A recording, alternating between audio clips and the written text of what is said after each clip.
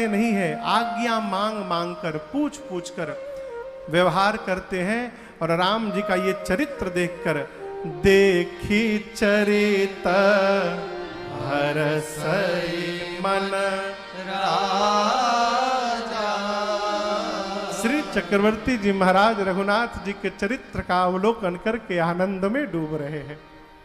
भगवान पढ़ के गुरुकुल से आए और अब पूज्यपाद गोस्वामी तुलसीदास जी महाराज कथा को अयोध्या से लेकर बक्सर पहुंचे हैं। बक्सर जानते हैं कहाँ है? जानत नहीं सभे कहाँ है? बिहार में पटना के पास में है बक्सर, जहां सिद्धाश्रम है। एक कथा है बक्सर। विश्वामित्र महामुनि ज्ञानी बसई विपिन शुभ आश्रम जाने। विश्वामित्र महामुनि ज्ञानी बसई विपिन शुभ आश्रम जाने। जहाँ जप यज्ञ जोग मुनि करहि अति मारे सुबाहो ही डरहि। जहाँ जप यज्ञ जोग मुनि करहि अति मारे सुबाहो ही डरहि। गांधी तनया मन चिंता व्यापे। गांधी तनया मन चिंता व्यापे। हरि बिनु मरहि न निश्चर पापी। हरि बिनु मरहि न निश्चर पापी। निर्णय किया एहू मिस देखो पद जाए कर बिनते आनो दो भाई। एहू मिस देखो पद जाए कर बिनते आनो दो भाई। कर बिनते आनो दो भाई। कर बिनते आनो दो भाई।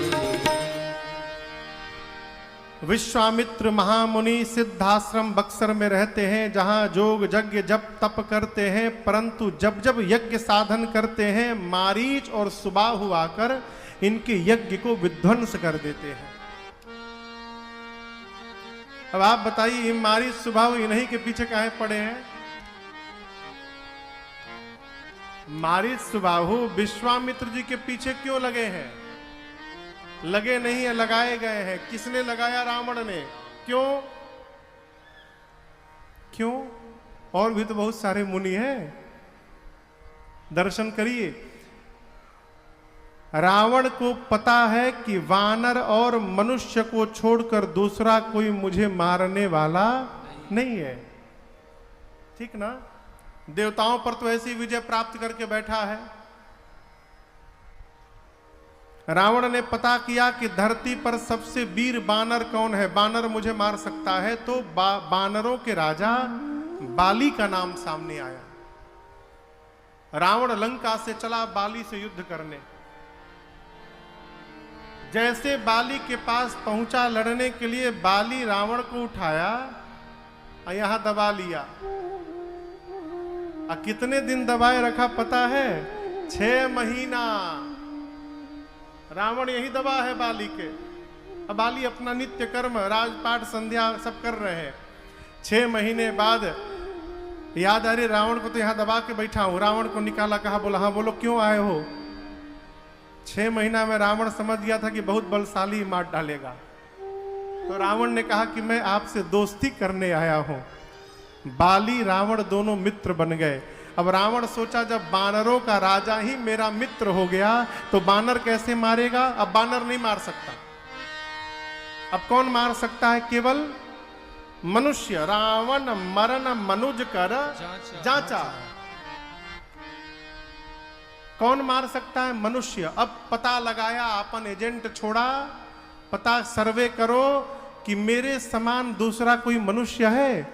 तो पूरा सर्वे करने के बाद विश्वामित्र ऋषि का नाम सामने आया। क्यों?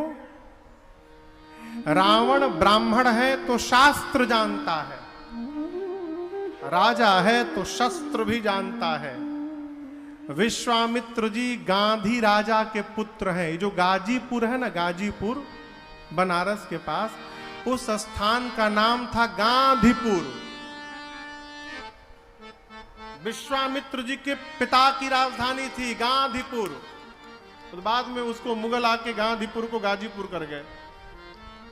गांधी राजा के बेटे हैं विश्वामित्र जी। शरीर से क्षत्रिय हैं, अस्तु शस्त्र जानते हैं। तपस्या करके ब्रह्मर्षि बने, शास्त्र भी जान गए। रावण देखा जितना मैं जानता हूं उतना ही विश्वामित्र जानते हैं। दूसरी बात, यज्ञ के महत्व को रावण भली भांति जानता है। जितनी सिद्धियां जीवन में प्राप्त किया है सब भगवान शंकर को यज्ञ में सिर की आहुति दे देकर प्राप्त किया। तो रावण जानता है यदि यज्ञ करके मैं शक्ति प्राप्त कर सकता हूं तो यज्ञ साधन करके ये विश्वामित्र भी मुझे मारने की शक्ति प्राप्त कर सकता है। इसलिए मारीच और सुबाहु की स्पेशल ड्यूटी लगाई वहां पर कि विश्वामित्र कोई भी यज्ञ प्रारंभ करे, विध्वंस करे, एक भी यज्ञ पूरा होने न पावे। अब विश्वामित्र जी चिंतित हैं, हरि बिनु मरहि ननिश्चर पापी। बिना भगवान के ये पापी मरने वाले नहीं हैं। प्रभु अवतार ले ही चुके हैं, बड़े हो गए होंगे, क्यों न चलकर उन्हीं को मांग कर लाया जाए। मन में भाव आया, जात लाग नहीं, तुरंत पहुंचे। जाकर पहले सरजू जी में स्नान किया है। स्नान करने के बाद चक्रवर्ती जी के द्वार पर दरबार के पहुंचे। महाराज सुने, ब्राह्मण देवताओं को लेकर गए हैं, चरणों में दंडवत किए हैं, आदर पूर्वक लाकर अपने ही सिंहासन पर बिठाए। किसको? विश्वामित्र जी को। निज आसन बैठारेनी, अपने आसन पर बिठाए। पांव में बैठकर षोडशों प्रकार विश्वामित्र जी का पूजन किया, पांव पखारा। पूजनोपरांत नाना प्रकार के भोजन करवाए उनको। जब सब प्रकार से भोजन सेवा प्राप्त करके विश्वामित्र जी प्रसन्न हो गए, तब पुनि चरणनी मेले सुत चारी। अब विश्वामित्र जी के श्री चरणों में दशरथ जी ने चारों बच्चों को बुला के प्रणाम करवाया। यहां सरकार एक कथा में बात आई कि घर में कोई महापुरुष आएंगे तो क्या आप आने के 2 घंटा बाद प्रणाम करवाएंगे बच्चों से कि तुरंत कराएंगे?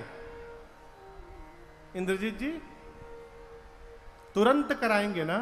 यहां विश्वामित्र जी आए, उनका पूजन हुआ, पांव पखारा गया, भोजन करवाया गया, कम से कम 1-2 घंटा तो लगा होगा। उसके बाद क्यों प्रणाम करा रहे हैं महाराज? भाव आया, दशरथ जी सोचे कि विश्वामित्र जी यात्रा से आए हैं, थके होंगे।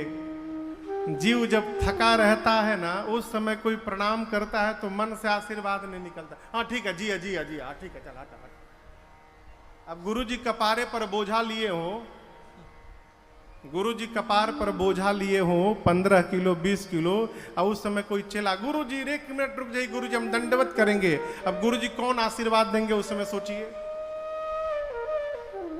ये कपारे पर बोझा लिए है, इसको बोझा नहीं दिख रहा है, इसको आशीर्वाद की पड़ी है, आशीर्वाद निकलेगा। महाराज सोचे कि विश्वामित्र जी अभी थके हैं, यदि इस समय बच्चों को प्रणाम करवाता हूं तो हो सकता है हृदय से आशीर्वाद न निकले, इसलिए उस समय नहीं कराया। सेवा किया, पूजन किया, भोजन कराया, और जब देखा कि विश्वामित्र जी परम आनंद में आ गए हैं, तब पुनि चरण मेले सुत चारी, तब चारों बच्चों को बुला के प्रणाम कराया। जैसे मेरे रघुनाथ जी दिखाई पड़े, अरे राम देखी मुनि देह विसारी,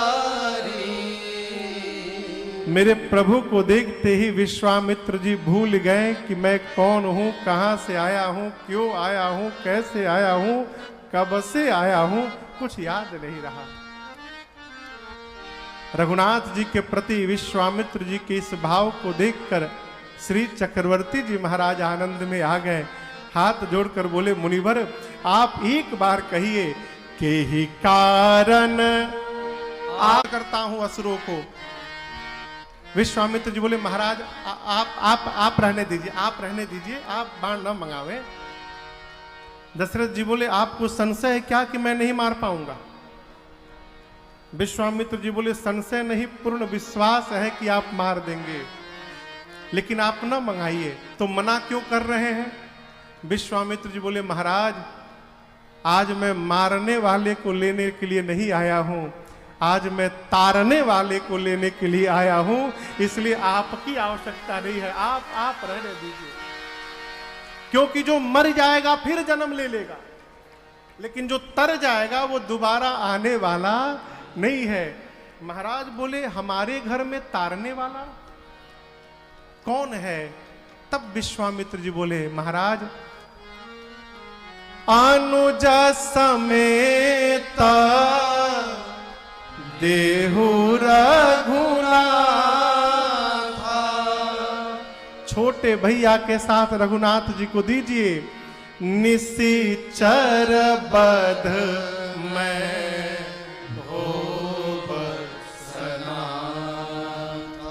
रघुनाथ जी को छोटे भैया के साथ दीजिए। यहां देखिए डाउट है, डाउट किस बात का? लक्ष्मण जी से पहले छोटे भैया भरतलाल जी हैं। तो इस हिसाब से तो भरत जी को जाना चाहिए, लेकिन विश्वामित्र जी जानते हैं कि बिना शेष के राम जी चलने वाले नहीं हैं। इन तीन में से शेष कौन है अभी उनको निश्चित नहीं है, इसलिए बोले कि जिन छोटे भैया के साथ राम जी रहते हैं उन छोटे भैया के साथ अनुज समेत देहु रघुनाथ। जैसे मांगा महाराज का चेहरा उतर गया। लौ सुनने में तो बड़ा अच्छा लगता है, लौ। जैसे कोई कहता है दो, क्या बोले? हाँ, सुनाई नहीं पड़ रहा है, जोर से तनी बोलिए। यहां चेहरा उतर गया। विश्वामित्र जी बोले, देहु भूप मन हर्षिता तजहु मोह अज्ञान, धर्म सुजस प्रभु तुम कहाँ न कहते कल्याण। महाराज दान दे रहे हैं तो प्रसन्न चित्त होकर दीजिए। इस अज्ञानता का और मोह का त्याग करिए, आपकी कीर्ति बढ़ेगी और आपके बच्चों का कल्याण होगा। ऐसा आप तुरंत दीजिए। दशरथ जी बोले मांगने के लिए बोला, इसका मतलब कुछ भी मांग लेंगे? हमने कह दिया मांगिए दूंगा, तो इसका मतलब कुछ जो मन करेगा वही मांग लेंगे। आपको मांगने का ढंग नहीं आया। कैसे कैसे चौथेपन में 4 पुत्र प्राप्त हुए मैं जानता हूं। मांगना है, भूमि मांगिए भूमि दे दूंगा, धन मांगिए धन दूंगा, अयोध्या का कोष मांगिए कोष दूंगा, गौ मांगिए गौ दूंगा, प्राण मांग कर देखिए तुरंत प्राण निकाल के रख दूंगा।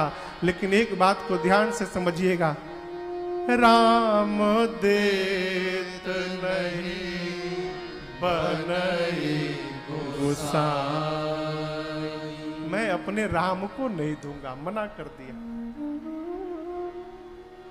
आप किसी के पास कुछ मांगने जाएं, मांगने से पहले सामने वाला खूब बोले, एक मांगिएगा 4 दूंगा,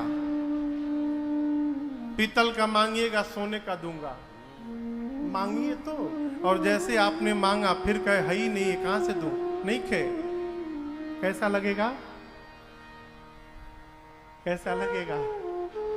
कथाएं जहां होती है ना, जहां समितियां कथा कराती हैं, कई लोग ऐसे होते हैं कि जैसे रचना बनती है, हम आप आगे बढ़िए ना, हम है ना, और जब समय पर आप मांगने जाएंगे तो फोन ही उठाना बंद कर देते हैं। तो आपको कहिए क्रोध आएगा कि नहीं आएगा? भले आप कहे नहीं, गुस्सा आएगा ना, लेकिन यहां दर्शन करिए, दशरथ जी से विश्वामित्र जी ने मांगा, श्री चक्रवर्ती जी ने मना किया, लेकिन विश्वामित्र जी को क्रोध नहीं आया। विश्वामित्र जी को दशरथ जी की बात सुनकर आनंद आया, खूब आनंद आया। क्यों? मन में सोचने लगे, धन्य है महाराज आप, आज जाकर मुझे पता चला कि भगवान हम विरक्तों को, सन्यासियों को छोड़कर एक गृहस्थ के घर में क्यों अवतार लेकर चले आए। राम प्रेम में आपने अपने वचन का ध्यान नहीं रखा, हमको बोलकर कि राम को दूंगा आप मना कर दिए। ये राम प्रेम इतना, गृहस्थ होकर जितना राम प्रेम आप कर रहे हैं, विरक्त होकर उतना राम जी के प्रति प्रेम मेरा नहीं है। इसलिए महाराज आप मेरे से भी धन्य है, धन्य है आप। ऐसा चिंतन करके आनंद में आ गए। ये क्या है? सकारात्मक सोच। और देखिए ये स्वभावजन्य है। यदि आपके स्वभाव में ये गुण आ गया कि आप किसी भी परिस्थिति को सकारात्मक दृष्टिकोण से देखने लगे, तो जीवन में कभी तनाव हो ही नहीं सकता। आप किस दृष्टि से देख रहे हैं?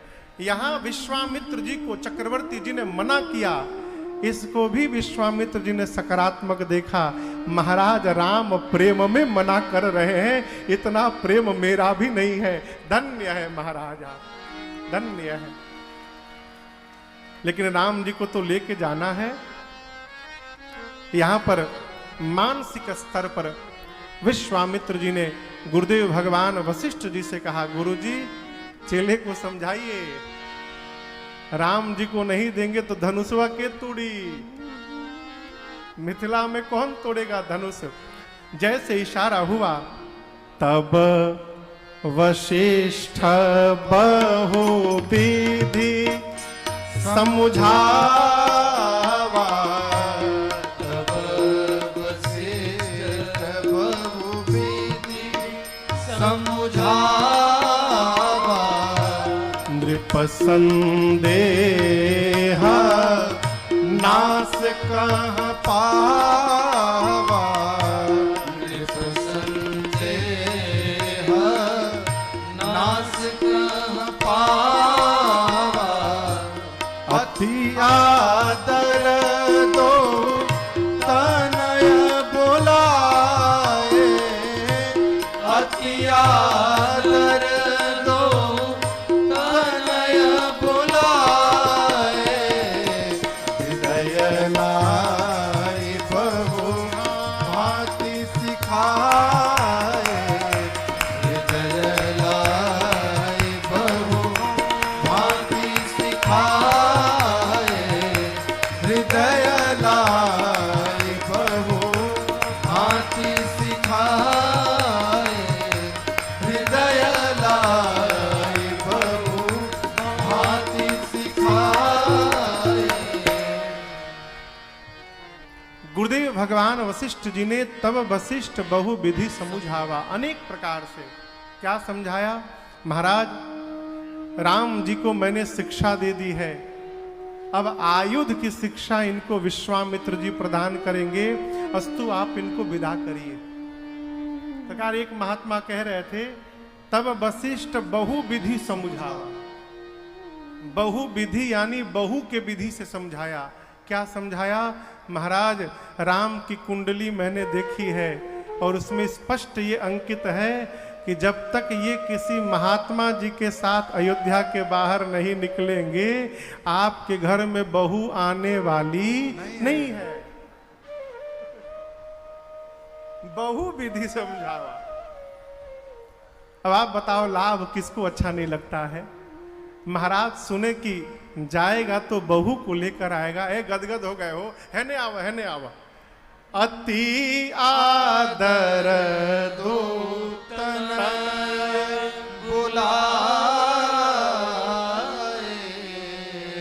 अति आदर के साथ आपसे निवेदन किया था।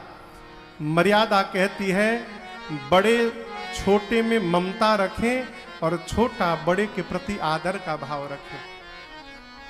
लेकिन मानस में आज दूसरी बार यह घटना घट रही है। उस दिन शंकर भगवान ने मां पार्वती जी का आदर किया और आज रघुनाथ जी का आदर उनके पिता श्री चक्रवर्ती जी महाराज कर रहे हैं। क्यों?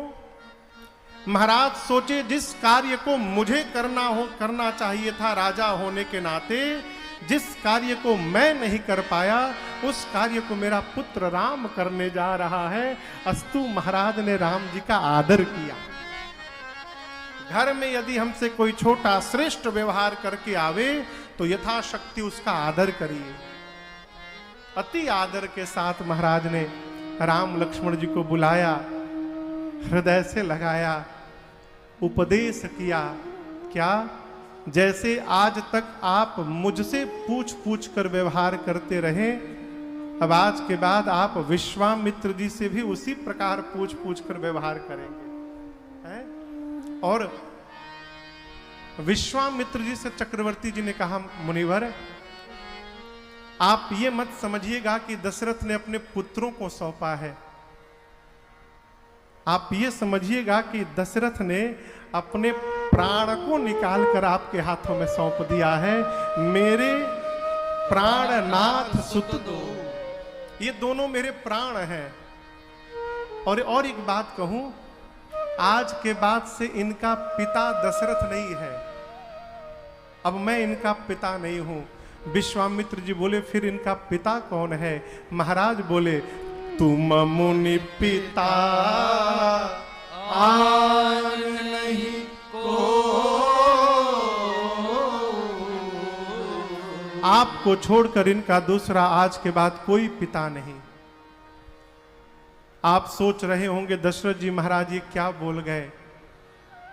महाराज यदि ये बात न बोले होते तो विश्वामित्र जी मिथिला में राम जी से धनुष कदापि न तुई नहीं है। अर्थात मेरे बच्चों के भविष्य के लिए कोई भी निर्णय लेना